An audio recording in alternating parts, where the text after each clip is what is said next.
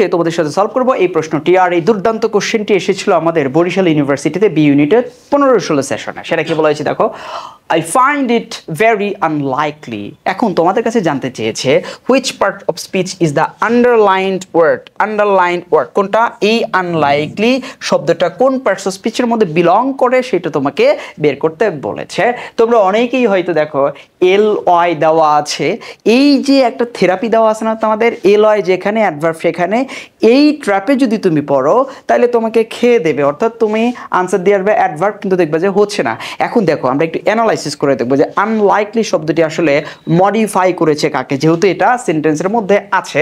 আচ্ছা কি বলেছে দেখো, I find it very unlikely. এটার বাংলাটা হচ্ছে, এটা আমার কাছে মনে হয়েছে অবাস্তব। কোনটা অবাস্তব বলো তো? এখানে কোন জিনিসটা অবাস্তব? এইখানে একটা ওয়ার্ড দেখতে পাচ্ছ ইট। আচ্ছা let me change the colour here. এখানে একটা ওয়ার্ড দেখতে পাচ্ছ কি ইট, এই এটাকে মনে হচ্ছে কি আনলাইকলি। তার মানে এই আনলাইকলি শব্দটা মডিফাই করলো কাকে? ইটকে। তোমরা জানো ইট হচ্ছে একটা প্রোনাউন। ইট কি? একটা প্রোনাউন। তোমরা জানো যে প্রোনাউন অথবা নাউনকে, প্রোনাউন অথবা নাউনকে যে সকল ওয়ার্ড মডিফাই করে তারা কাজ করে কিসের? অ্যাডজেক্টিভের কাজ করে। কিসের কাজ করে? অ্যাডজেক্টিভের কাজ করে। তার মানে আনলাইকলি যদি ইটকে মডিফাই করে থাকে তাহলে এটার ফাংশন কি? এটার ফাংশন হচ্ছে তোমার অ্যাডজেক্টিভ। অ্যাডজেক্টিভ, তার মানে আনসার হচ্ছে অ্যাডজেক্টিভ। দেখো তো অপশন আছে কিনা। ইয়েস, অপশন কোনটা? এ।